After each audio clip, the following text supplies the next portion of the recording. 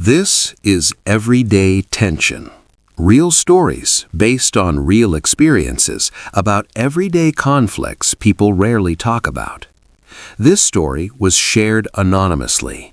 If you'd like, you can support the channel by liking or subscribing and let me know in the comments where you're listening from. Here's what happened.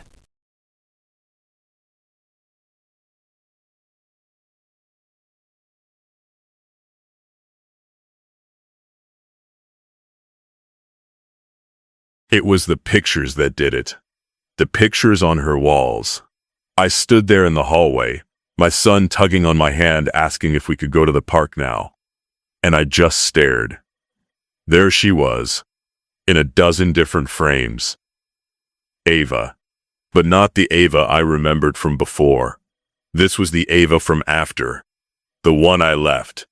In some of the photos, she looked tired. You could see it under her eyes. Her hair was in a messy bun.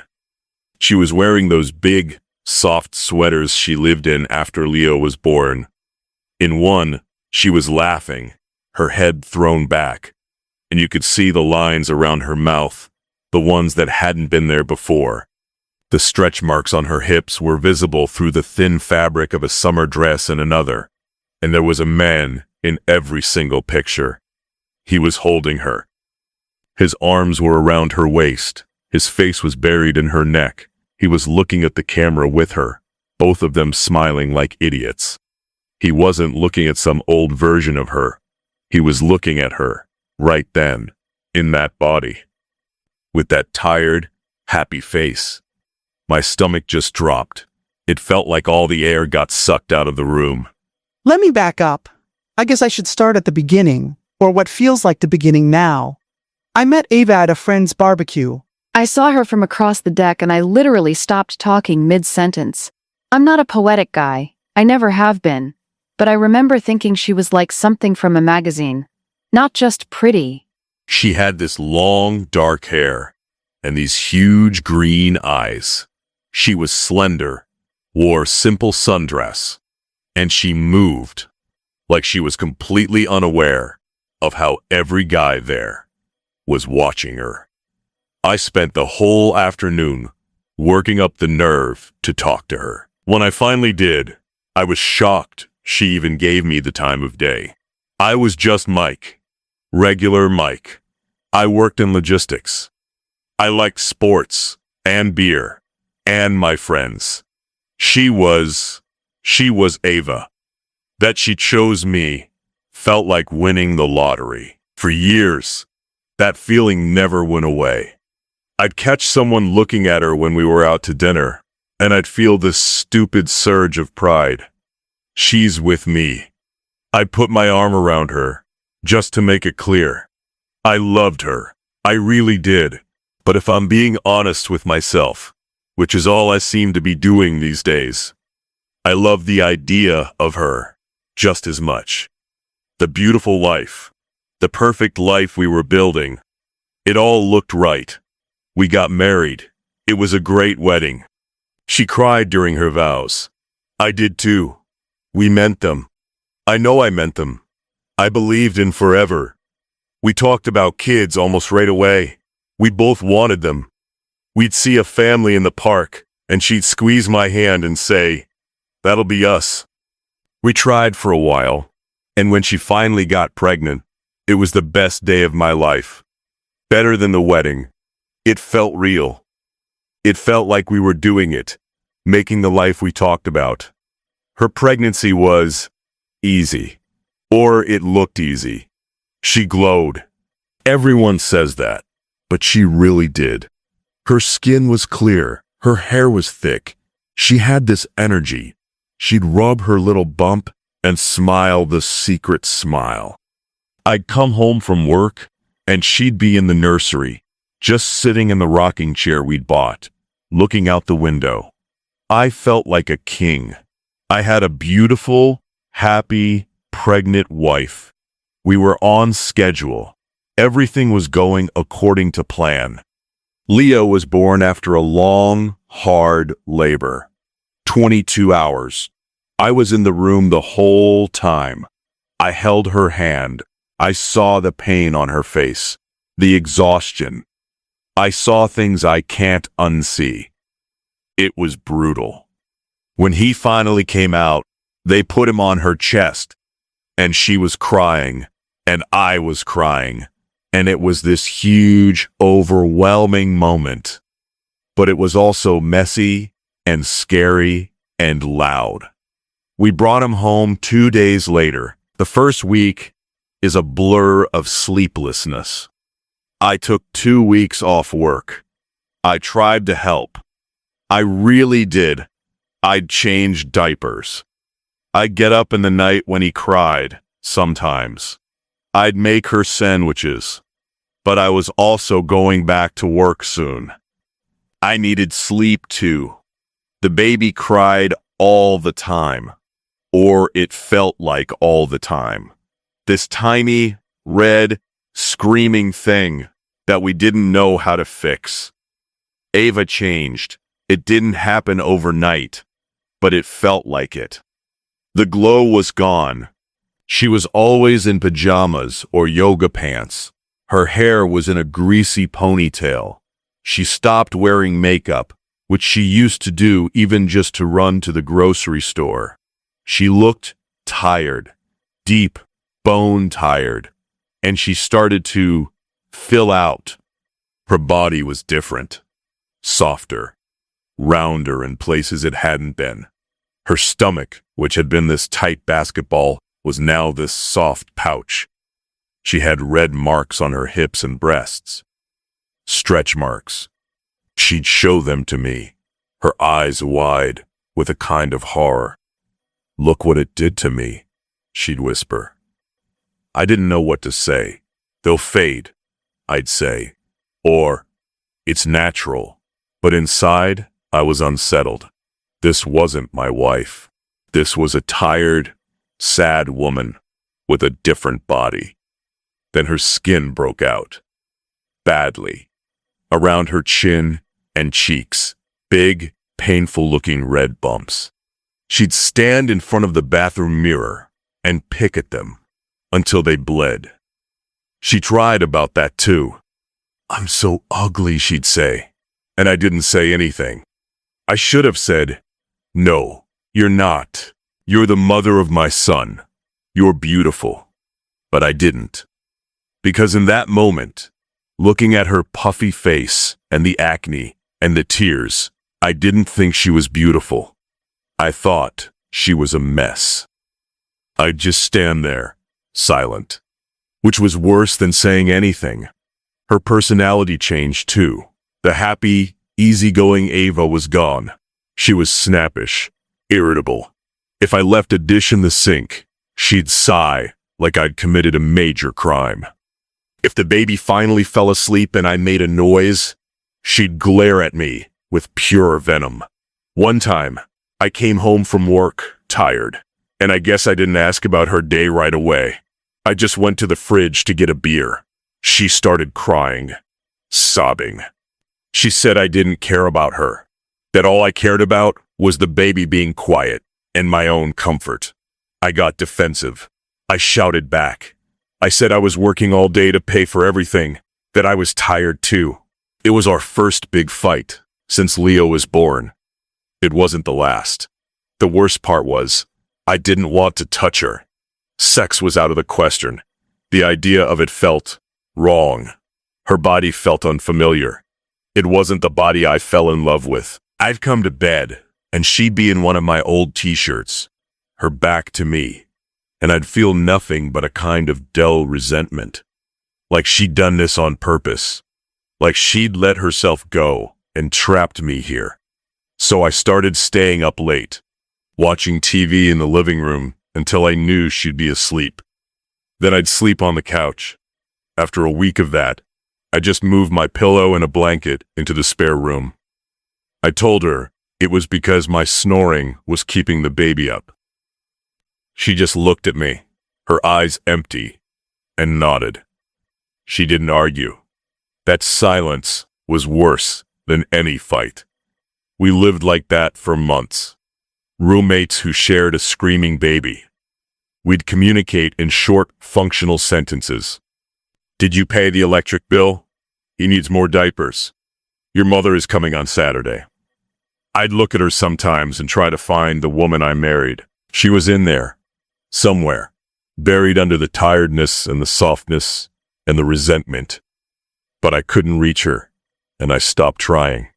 It felt like too much work. My life was work, and coming home to a stressful house, and hiding in the spare room. I started wishing, in my lowest moments, for an escape. I didn't want to be a divorcee. I didn't want to be that guy. But the thought of living like this for years made me feel panicky. Then, one Saturday afternoon, Leo was down for a nap. She came into the living room where I was watching a game. She sat down on the chair opposite me, not next to me on the couch. She took a deep breath. "Mike," she said. Her voice was quiet, flat. "I think we need to get a divorce." I looked at her. I expected to see tears, anger, something. Her face was calm, tired, but calm. I didn't fight it. I didn't beg. I just felt this relief. A huge guilty wave of it. It was like she'd opened a door I was too scared to open myself. "Okay," I said, "if that's what you want." She just nodded. "It is." And that was it. We didn't yell. We didn't rehash the fights. We just agreed. We used a mediator. It was very civil. She got the house, which was fair since she had Leo. I paid child support. We agreed on visitation. I moved into an apartment. The weirdest part was signing the papers. We met at the mediator's office. She looked a little better. She'd lost a little weight. She was wearing jeans and a nice top. She signed her name, her hand steady, no tears. I signed mine. We shook hands with the mediator. As we were walking out to the parking lot, I had this insane urge to say something, to say I was sorry, to ask if we could try again. But the words wouldn't come. She gave me a small, tight smile. "Bye, Mike." Then she got in her car and drove away. I stood there for a long time. A month later, my company offered me a project, a big one. It was in Germany, a 3-year assignment. It was a promotion, more money, a way out. I took it without a second thought. I told Ava over the phone. She was quiet for a moment. "That's far," she said. Then, "Okay, send me your address. I'll send pictures and updates." And she did. Every month or so, an email would arrive with a few photos attached. Leo sitting up, Leo crawling. Leo's first birthday cake smeared all over his face. In some of them, Ava was in the background or holding him. She was smiling in most. She looked okay. A little heavier than before, but okay. I'd write back a short note. "He's getting so big. Thanks for sending these." It was all very polite, very distant.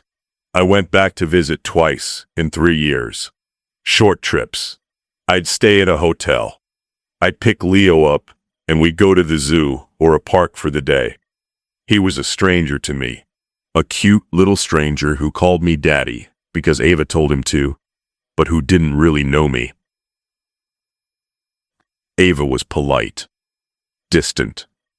She'd answer my questions about his schedule, his eating, but that was it. She looked the same as in the pictures. She had her hair cut shorter. It suited her. We didn't talk about us.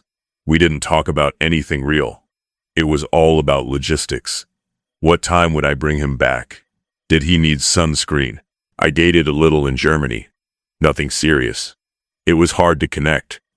I'd compare everyone to Ava. Not to the Ava she was now, but to the Ava she had been. The one from the barbecue. The one in the wedding dress. I was chasing a ghost. When the 3 years were up, I had a choice. Extend the assignment or go home. I decided to go home.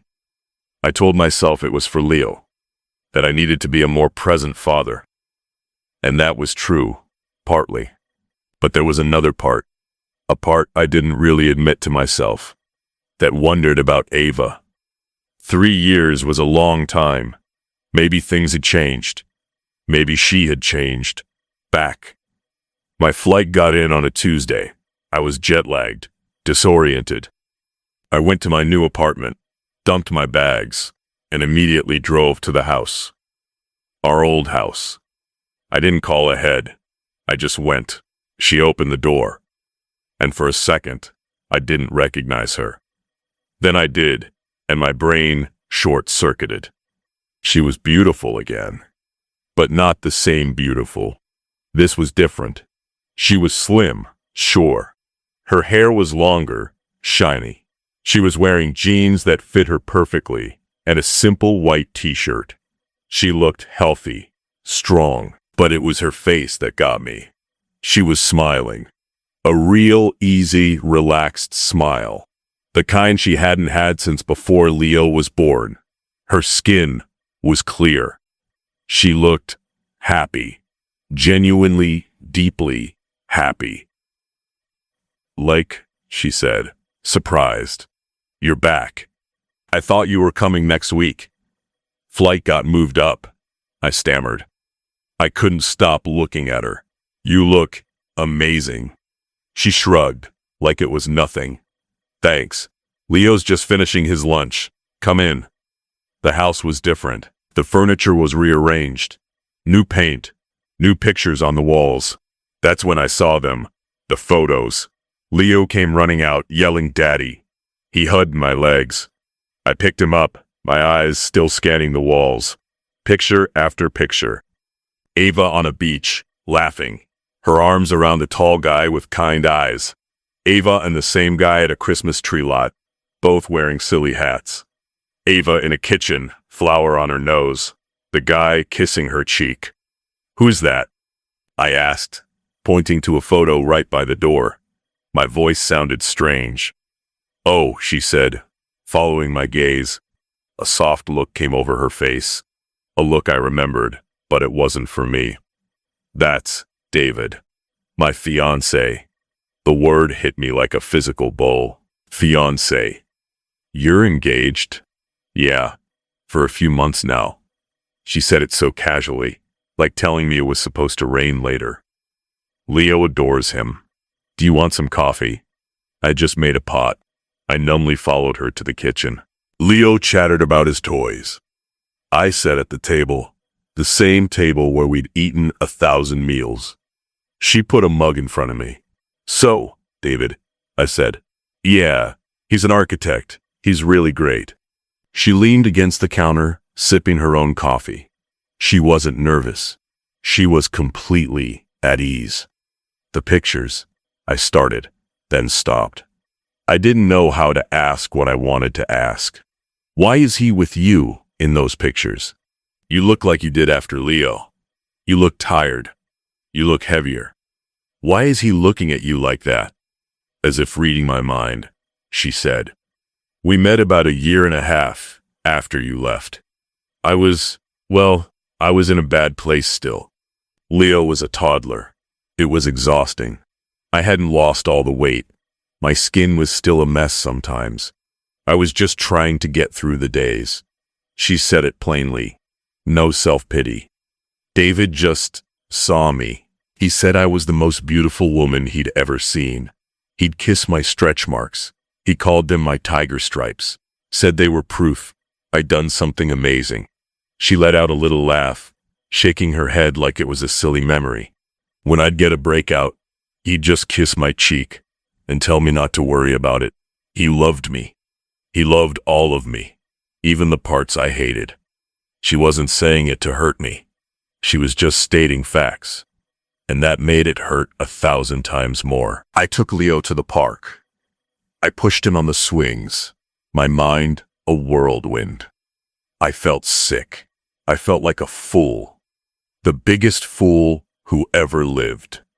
I had this woman, the strong, beautiful woman who had carried my child. And when she needed me, when she was at her most vulnerable, I had looked at her and seen a problem. an inconvenience, something that was no longer pleasing to me. And someone else had looked at her, at that exact same woman, and seen a prize. He saw the strength it took to get through the days. He saw the beauty in the changes her body had gone through. He loved the real her, not the magazine cover version I'd put on a pedestal. I brought Leo back. David was there. He'd come over after work. He was exactly like he looked in the photos. Tall, warm smile. He shook my hand firmly. "Mike, good to finally meet you. Leo talks about you all the time." He was nice. He was genuinely nice. He wasn't threatened by me. He wasn't smug. He was just a good guy who loved my ex-wife and was good to my son. I wanted to hate him. I tried to, but I couldn't. He hadn't done anything wrong. Ava stood next to him, her hand naturally finding his. She looked up at him and smiled. And it was that smile from the photos, the happy, secure, loved smile. In that moment, I knew with a terrible, final certainty that I had lost her forever. Not just because she was with someone else, but because she had become someone else. Someone stronger, someone wiser, someone who knew her own worth now. And she knew her worth was not tied to the number on a scale or the clearness of her skin. David had shown her that, but she had also found it in herself. She had built a life without me, a happy one. I started going to therapy about 6 months after I came back. I had to. The regret was eating me alive. It wasn't just regret for losing her. It was regret for the man I had been. A shallow, selfish boy, playing house with a woman who deserved a real man. I see Leo every other weekend. I'm trying to be a better father. It's hard. He's 4 now. He talks about Mommy and David constantly. About their trips, the dog they got, the treehouse David is building him. David is the fun one, the reliable one. I'm the guy he visits. Sometimes, when I drop Leo off, David isn't there. Ava and I will stand in the doorway for a minute. It's always a little awkward. One time, I finally said it. The words I should have said years ago. "Ava, I'm sorry for everything. I was a terrible husband to you." She looked at me, her expression unreadable. She didn't say, "It's okay," because it wasn't. She just nodded slowly. "Thank you for saying that, Mike. I see you with him, and I see how happy you are, and I'm glad for you. I really am. But it kills me that it's not me." She was quiet for a long moment. "Mike," she said finally, her voice gentle but firm. "The man I am now, I couldn't have become her with you. You wouldn't have let me. You wanted the old Ava. David wanted me. All of me. Even when I was broken. He helped me put myself back together. But I did the work. And the woman he helped put together, she doesn't want the old life back." I just stood there. There was nothing else to say. "You're Leo's father," she said, "and I will always respect you for that. We can be good co-parents, but that's all we can be." She gave me that small, tight smile again, the same one from the parking lot years ago. Then she closed the door. I drive home to my quiet apartment. I think about those pictures on her wall. I think about the man in them, holding her, loving her, through it all. A man who did what I swore I would do in front of all our friends and family, but failed to do when it mattered. The vow said in sickness and in health. Her sickness wasn't a disease. It was exhaustion. It was change. It was the monumental, body and soul altering work of becoming a mother, and I wasn't there for it. I checked out. Now I'm alone with that knowledge. It sits with me in the quiet. It's there when I see a happy family at the park. It's there when Leo asks why I don't live with Monty. It's there when I try to date and find myself comparing every woman to a ghost, and then to the real, happy woman I see when I drop my son off. Karma isn't some dramatic punishment. It's not a lightning bolt. It's this. It's living with the constant, quiet, unbearable weight of knowing you had something real and you threw it away because it wasn't shiny enough for you anymore. It's seeing that thing brighter and shinier than ever in the hands of someone who knew its true value all along, and knowing you have no one to blame but yourself.